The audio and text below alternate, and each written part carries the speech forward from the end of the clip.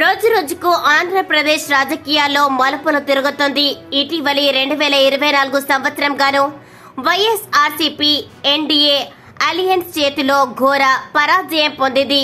కనీసం 40 నుంచి 50 సీట్లు అన్న వస్తాయన్న ఆశతో అభిమానులు వైఎస్ఆర్సీపీ కార్యకర్తలు వేచి చూశారు.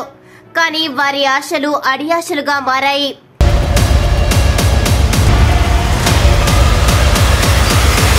మొదటి నుంచి ఎన్డీఏ కూటమి బలంగా మారుతూ ఓట్ల రూపంలో కూడా కీలకంగా వ్యవహరించింది. ప్రజల్లో మమేకమై ముందుకు సాగింది. అయితే 175కి 175 అంటూ వైఎస్ఆర్సీపీ అభిమానులు, కార్యకర్తలు, అలాగే పార్టీలోని అధ్యక్షుడితో సహా ఇతరత్ర కీలక నాయకులు ప్రజల్లోకి వెళ్లారు. మాటకు ముందు ఆ తర్వాత వై నాట్ 175 అంటూ స్లోగన్స్ ప్రజల్లోకి తీసుకెళ్లారు. 175కి 175 స్థానాలు కోరుకోవడంతో కనీసం ప్రతిపక్షం అన్నా కూడా ఉండాలి కదా అని ప్రజలు ఒక కోణంలో ఆలోచన మొదలు పెట్టారు.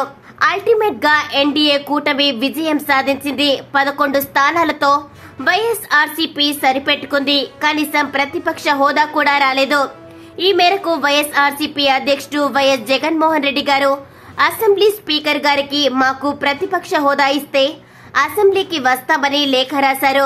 ఇక జగన్ పని అయిపోయింది, మళ్లీ అధికారంలోకి అడుగు పెట్టే అవకాశం లేదు అని అందరూ అనుకున్నారు. ఎన్డీఏని వ్యతిరేకిస్తూ ఢిల్లీ టూర్ చేసిన వైఎస్ఆర్సీపీ నాయకులు పార్టీ ఉనికి కోసం పోరాడారు తప్ప మోడీ గారు ఉన్నారు అన్న సంగతి మర్చిపోయారు.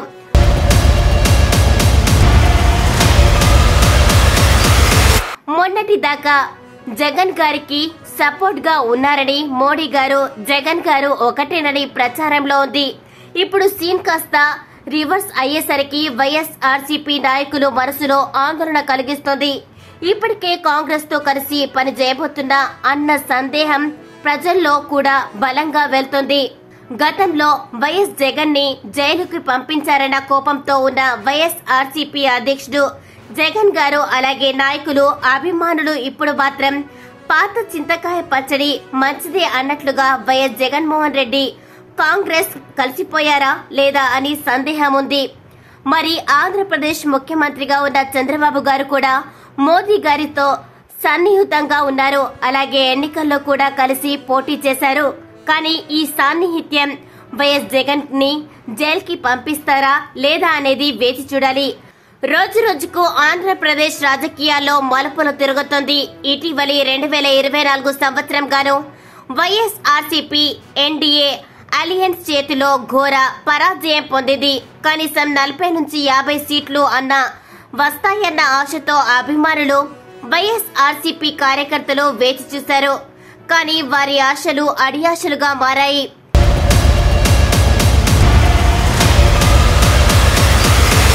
మొదటి నుంచి ఎన్డీఏ కూటమి బలంగా మారుతూ ఓట్ల రూపంలో కూడా కీలకంగా వ్యవహరించింది. ప్రజల్లో మమేకమై ముందుకు సాగింది. అయితే 175కి 175 అంటూ వైఎస్ఆర్సీపీ అభిమానులు, కార్యకర్తలు, అలాగే పార్టీలోని అధ్యక్షుడితో సహా ఇతరత్ర కీలక నాయకులు ప్రజల్లోకి వెళ్లారు. మాటకు ముందు ఆ తర్వాత వై నాట్ 175 అంటూ స్లోగన్స్ ప్రజల్లోకి తీసుకెళ్లారు. 175కి 175 స్థానాలు కోరుకోవడంతో కనీసం ప్రతిపక్షం అన్నా కూడా ఉండాలి కదా అని ప్రజలు ఒక కోణంలో ఆలోచన మొదలు పెట్టారు. అల్టిమేట్ గా ఎన్డీఏ కూటమి విజయం సాధించింది. 11 స్థానాలతో వైఎస్ఆర్సీపీ సరిపెట్టుకుంది. కనీసం ప్రతిపక్ష హోదా కూడా రాలేదు. ఈ మేరకు వైఎస్ఆర్సీపీ అధ్యక్షుడు వైఎస్ జగన్మోహన్ రెడ్డి గారు అసెంబ్లీ స్పీకర్ గారికి మాకు ప్రతిపక్ష హోదా ఇస్తే అసెంబ్లీకి వస్తామని లేఖ రాశారు. ఇక జగన్ పని అయిపోయింది, మళ్లీ అధికారంలోకి అడుగు పెట్టే అవకాశం లేదు అని అందరూ అనుకున్నారు.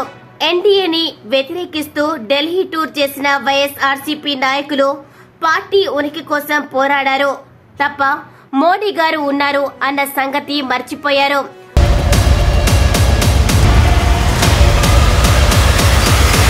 మొన్నటి దాకా జగన్ గారికి సపోర్ట్ గా ఉన్నారని, మోడీ గారు జగన్ గారు ఒకటేనని ప్రచారంలో ఉంది. ఇప్పుడు సీన్ కాస్త రివర్స్ అయ్యేసరికి వైఎస్ఆర్సీపీ నాయకులు మనసులో ఆందోళన కలిగిస్తోంది. ఇప్పటికే కాంగ్రెస్ తో కలిసి పని చేయబోతున్నా అన్న సందేహం ప్రజల్లో కూడా బలంగా వెళ్తుంది. గతంలో వైఎస్ జగన్ ని జైలుకి పంపించారన్న కోపంతో ఉన్న వైఎస్ఆర్సీపీ అధ్యక్షుడు జగన్ గారు అలాగే నాయకులు అభిమానులు ఇప్పుడు మాత్రం పాత చింతకాయ పచ్చడి మంచిదే అన్నట్లుగా వైఎస్ జగన్మోహన్ రెడ్డి కాంగ్రెస్ కలిసిపోయారా లేదా అని సందేహం ఉంది. మరి ఆంధ్రప్రదేశ్ ముఖ్యమంత్రిగా ఉన్న చంద్రబాబు గారు కూడా మోదీ గారితో సన్నిహితంగా ఉన్నారు. అలాగే ఎన్నికల్లో కూడా కలిసి పోటీ చేశారు. కానీ ఈ సాన్నిహిత్యం వైఎస్ జగన్ ని జైలుకి పంపిస్తారా లేదా అనేది వేచి చూడాలి. మరిన్ని వీడియోస్ కోసం GV news Telugu YouTube channel ని లైక్, షేర్ అండ్ సబ్స్క్రైబ్ చేయండి.